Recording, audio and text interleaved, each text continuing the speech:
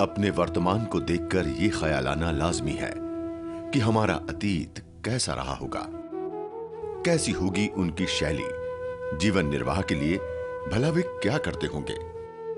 जानकार कहते हैं कि इस धरती पर कई सभ्यताएं विकसित हुईं और नष्ट हो गई। विकास प्रक्रिया अपनी गति से आगे बढ़ती हुई वहां तक आ पहुंची जहां आज हम खड़े हैं। दिलचस्प बात यह है कि इतिहास के पन्नों से एक भी लफ्ज मिटाया नहीं जा सकता। हर्फ दर हर्फ वे अपनी कहानी खुद बयां करते हैं। इतिहास का एक ऐसा ही पन्ना खुलता है छत्तीसगढ़ के दुर्ग जिले में खारून नदी के तट पर स्थित तरी घाट में।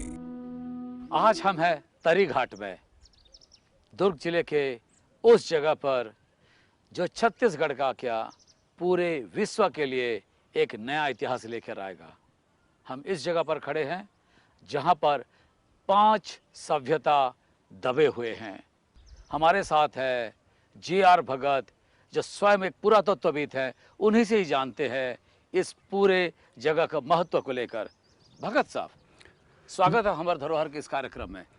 आप हमको बताएं, इस जगह पे आप उत्खनन कर रहे हैं, कितने साल से ये काम चल रहा है? ये उत्खनन जो चल रहा है तरी घाट का, ये 3 साल से लगातार चल रहा है। आपको कैसे पता चला कि यहाँ पे कुछ ऐसे चीज दबे हुए हैं जो हो सकता है एक नई रोशनी डाले सभ्यताओं को लेकर? जब हम यहाँ पर हमें जानकारी मिली कि इस टीले को लोग बाग जगतपाल के टीले के नाम में जानते हैं, तो इस टीले में जब मैंने प्रथम बार आया, इस पूरे टीले की जो सर्वे हमने इसको किया और सर्वे के दौरान हमें जो गले में पहनने वाले मिट्टी के मनके, सेमी प्रेशियस स्टोन्स के मनके, अनेक प्रकार की जो मालाएं जो है वो हमें प्राप्त होने लगी। पुरातत्व महत्व के तरी घाट पर मिले अवशेषों को पहले कलचुरी काल का माना जाता था, लेकिन पिछले 3 सालों से होने वाली खुदाई ने यह साबित कर दिया कि अलग-अलग कालखंडों में इस स्थान पर एक नहीं बल्कि 5 सभ्यताएं विकसित हुईं और लुप्त हो गईं। यहां कुषाण कालीन, सातवाहन कालीन और कलचुरी कालीन कई सिक्के मिले हैं। ऊपरी सतह पर कलचुरी कालीन फ्लैक्स मिले हैं, जिन पर भगवान विष्णु के चित्र उकेरे गए हैं। इसके अलावा मिट्टी के खिलौने भी हैं। निचले स्तर पर कई अर्धमाणिक्य भी मिले हैं। इस प्लेन एरिया पे हमने इंच टू इंच इसका जो है ना सर्वे किया, और सर्वे के दौरान ही हमें उसमें कुछ मनके प्राप्त हुए। मनके के साथ साथ में कुछ कुषाण कालीन सिक्के प्राप्त हुए, और सिक्के प्राप्त होने पे हमें यह अब पूर्ण विश्वास हो गया कि यह साइड न केवल कलचुरी कालीन है, बल्कि इस टीले पे और अनेक भी सभ्यताओं के दबे होने की संभावना महसूस हुई। जब खुदाई करने लगे तो आपको सबसे क्या-क्या चीज मिले उसमें, उस खुदाई में? खुदाई जब हमने करने लगे तो खुदाई करने में जब हमने खुदाई चालू किया तो हमें ऊपर कलचुरी पीरियड के ऊपर लेवल पे हमें स्टोन की फ्लेक्स में मिलने लगे, जिसपे विष्णु भगवान की कुछ मूर्तियां बनी हुई थी, नरसिंह की मूर्तियां बनी हुई थी। इस तरह से ऊपर में कलचुरी कालीन पीरियड में हमें मिलने लगे। फिर उसके बाद में जैसे जैसे हम और नीचे जाते गए तो हमें फिर अनेक प्रकार के अर्धमाणिक्य, जिसको बीड्स जो बोलते हैं, हमें पूरा कंटिन्यू मिलते हैं। एक बात ये भी कहा जा सकता है कि लोगों के पास माणिक्य था, रत्न था, सोने की चीजें मिलते हैं या धातु की चीजें मिलते हैं, तो क्या कहा जाए, ये क्या व्यापार का केंद्र था या क्या था? निश्चित तौर पे हम कह सकते हैं कि हमें जो बीड्स जो है ना, इतनी मात्रा में बीड्स हमें मिली हैं, और अनेक प्रकार की बीड्स, और ना केवल उसकी जो रॉ मटेरियल्स भी मिले हैं। तो रॉ मटेरियल्स जो मिले हैं उससे हमें ये आभास होता है कि यहाँ अर्धमाणिक्य की बीड्स तैयार होती थी, और ये एक अंतर्राष्ट्रीय व्यापार के रूप में ये मतलब स्थापित तो था। साथ में ये नदी का किनारा है, हमारे बाजू में ये खारून नदी है। जी हाँ, ये आगे चल के महानदी के होते हुए समुद्र तक इसको छूता है। जी बिल्कुल। तो ये जो घाट दिख रहा है, ये क्या, ये कोई स्वमेव ऐसे बन गया या इसको कोई नाव को लाने का इस तरह का, क्योंकि ये टिलाओं पर है। यहाँ पे लगभग देखने को मिल रहा है 3-4 टिलाएं हैं और बीच में एक काफ़ी नीचे पे एक ज़मीन है, तो क्या इसको किस स्पेसिफिक पर्पस के लिए यूज होता था? हाँ, ये जो अपन देख रहे हैं, ये इसमें इसके किनारे किनारे में जो बिल्कुल जो अपन जिसको एक डॉकयार्ड के रूप में जो अपन बोल रहे थे, तो वो पूरी यहाँ से लेके वहाँ तक पूरे ये इसके किनारे किनारे में पूरी ये वाल चल रही है। ये इसमें पूरी वाल चल रही है और इसी तरह दोनों साइड में मतलब एक वाल की पट्टी चल रही है। तो इसी से अनुमान हम ये लगा रहे हैं कि नदी के लेवल से जो है ना, ये पूरा इसको एक डॉकयार्ड के रूप में इसको उस टाइम में यूज करते थे और अपनी नाव को जो है ना इस पॉइंट तक लाके उसको सामान को लोडिंग अनलोडिंग करते रहे। अब ये तो क्योंकि सामान जब लेते थे तो उसी हिसाब से इसको होता होगा कि सामान लाना है, उसको रखना है, तो नदी से बिल्कुल किनारे तक लाते होंगे। और अगर एक से अधिक होंगे, क्योंकि बड़ा व्यापार केंद्र आप कह रहे हैं ये हो सकता है, तो ऐसी स्थिति में निश्चित रूप से एक से अधिक नाव होंगे। बिल्कुल कह सकते हैं एक से अधिक नाव हो सकते हैं, क्योंकि अब उसकी नदी की लेवल से जो है ना इसकी खाई बिल्कुल दिख रही है और बरसात के दिन में जो है ना पानी पूरी यहाँ तक उसकी आती है। अब इस पे में तो ये है कि इन फ्यूचर में भविष्य में जब हम इसकी खुदाई करेंगे और उसकी खुदाई करने के बाद में ये क्लियर हो जाएगा कि ये क्या एक डॉकयार्ड के रूप में यूज होती थी। इस जगह की अगर बात करें तो यहाँ ये कहा जाता है कि बहुत बड़ा व्यापार का केंद्र था, साथ में एक सभ्यता, एक नहीं 5 सभ्यता इसके नीचे दबे हुए हैं। हमारी चर्चा जारी रहेंगे, पर समय हो गया है एक छोटा सा ब्रेक का। ब्रेक के बाद हम इसकी कैसे बना था शहर, उसी के पर चर्चा करेंगे। कहीं मत जाइए।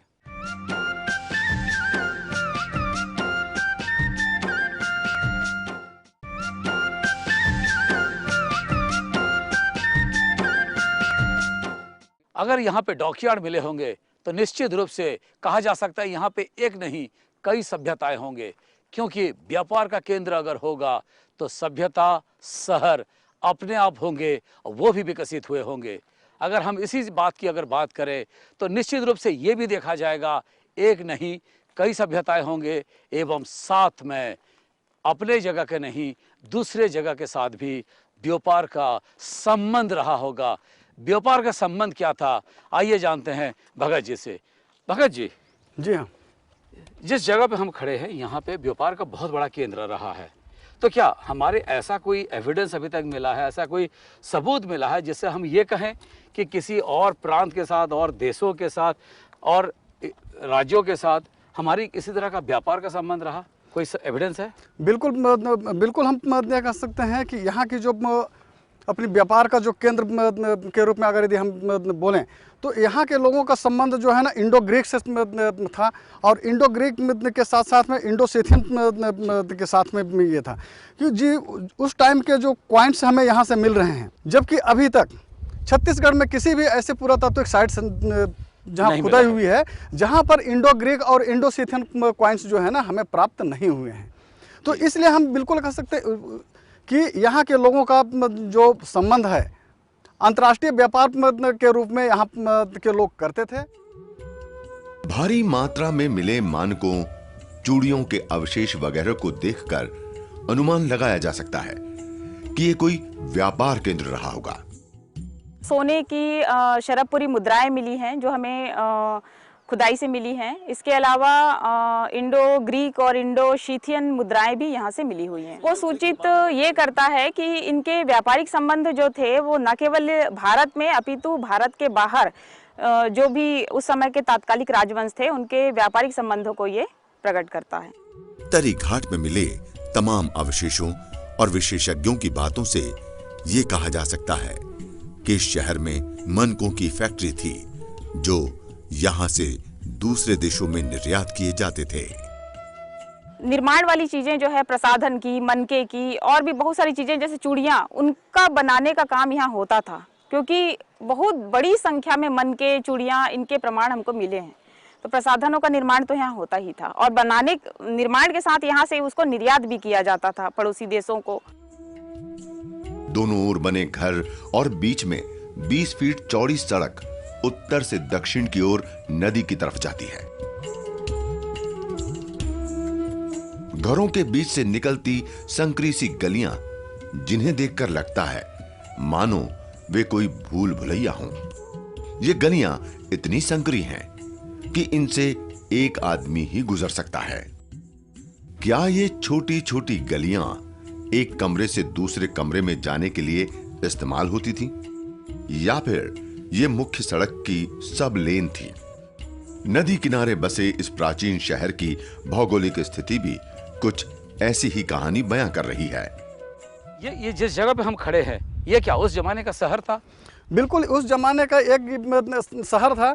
और इस शहर में आप देख रहे हैं कि पूरी इतनी पूरी चैम्बर्स बने हुए हैं और पूरी उसके बाद में कमरों के बीच में, जी बिल्कुल कमरों के बीच में एक चलने के लिए एक पतली पतली गलियां बनी हुई है। और पतली तो पतली ये गलियां ही कहा जा सकता है। हाँ, ये गलियां ही कह सकते देखिए हैं। तो इसमें अनेक समय में जो ये हुए हैं उनकी ये मैं कह सकते हैं। ये जो दिख रही है ये अपने पहले पीरियड्स के में ये जो देखिए इसके ऊपर में ये फिर मिट्टी में भरी हुई, तो ये उसके पहले के शासकों के हैं, उसके बाद में फिर ये फिर आया। तो इस प्रकार से एक सिविलाइजेशन के ऊपर में दूसरी सिविलाइजेशन जो है ना, बिल्कुल उसको उसके ऊपर में अपनी मकान जो है ना उसी हिसाब से बनाया गया है। तो ये जो गलियां हैं, ये गलियां क्या, जैसे गांव में रहते हैं उसी टाइप की गली है, या उसको और कुछ कहा जा सकता है कि एक शहर में अगर हमला ना हो तो उसको भूल भुलैया के रूप में भी इस्तेमाल किया जा सकता है? बिल्कुल आप जो बोल रहे हैं सही बोल रहे हैं कि आज भी अगर यदि हम क्योंकि इतनी सकरी गलियां हैं कि इसमें एक साथ एक आदमी से अधिक जा नहीं सकते। बिल्कुल एक साथ में एक आदमी के अलावा दूसरा आदमी नहीं जा सकता, ये बिल्कुल सही है।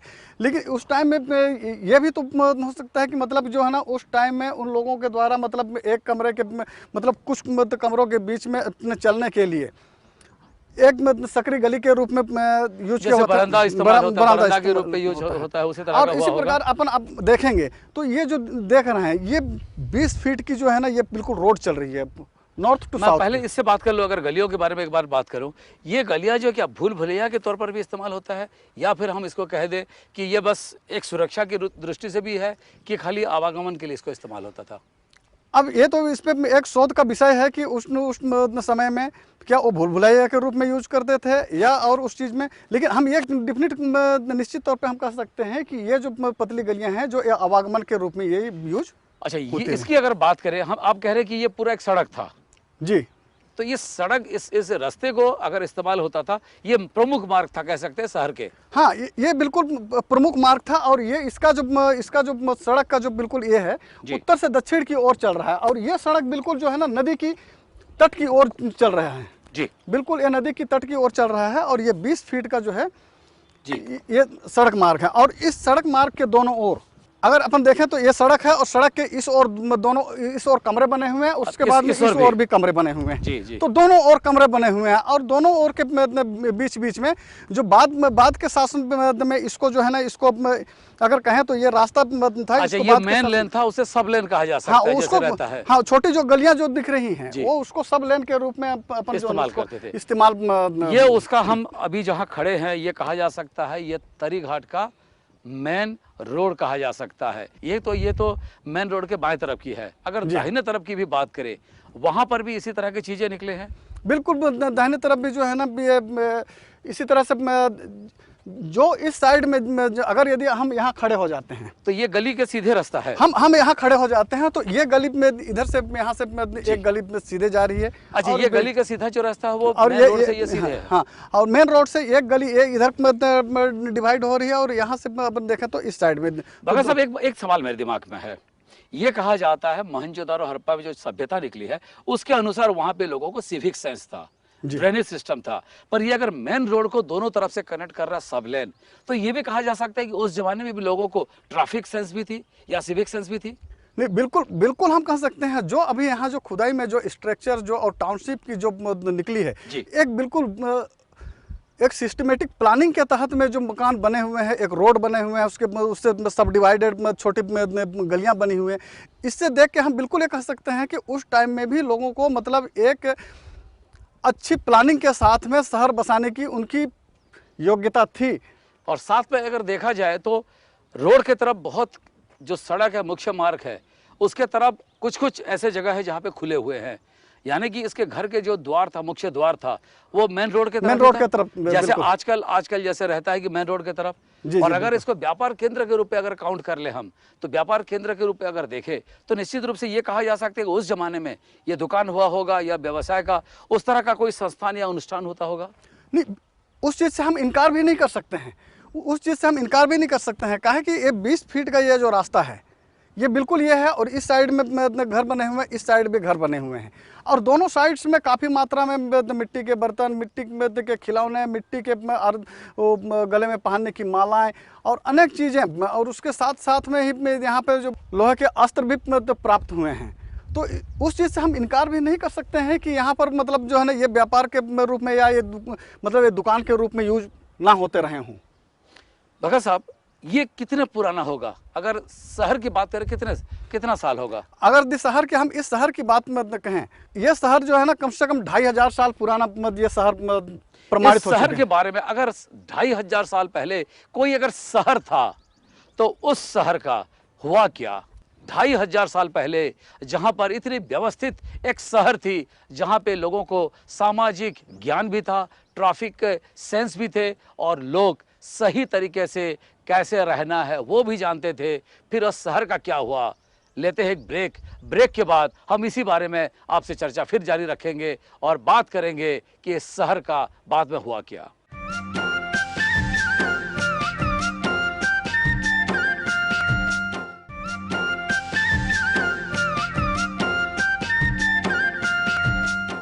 तरी घाट में एक नहीं अनेकों सभ्यता कैसे दब गए थे और उसका क्या प्रमाण है, हम उसी पर चर्चा कर रहे हैं। जगदेव राम जी, हमको ये बताएं कि यहाँ पे आपको कैसे पता चला कि यहाँ पे एक नहीं कई सभ्यताएं दबी हुई थी?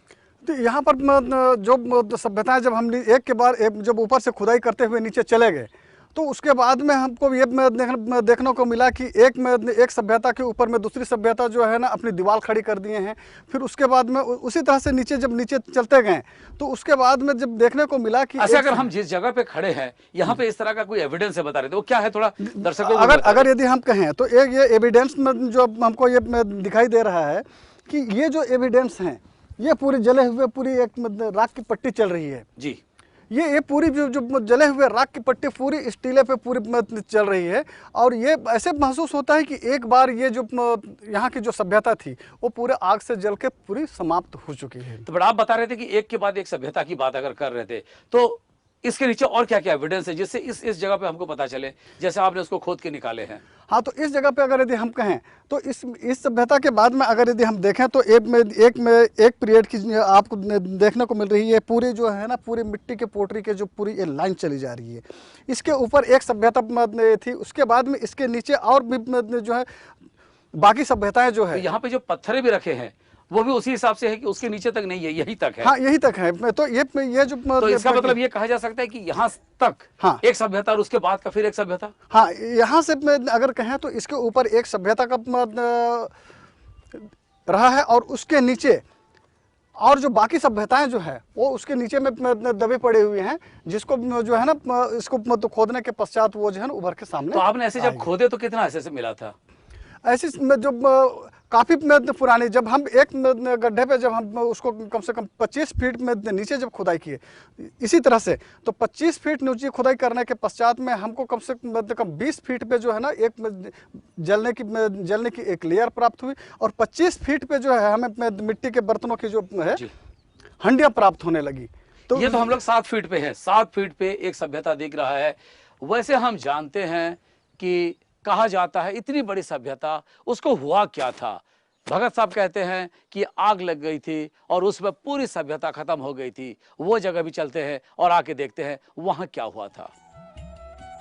25 फीट की खुदाई के बाद 20 फीट नीचे दीवारों पर जलने के निशान पाए गए। जली हुई काली राख को हाथ से छूते ही ऐसा लगता है मानो हम अपने अतीत को छूकर महसूस कर रहे हैं। काली राख की ये पट्टी घाटी के चारों ओर है।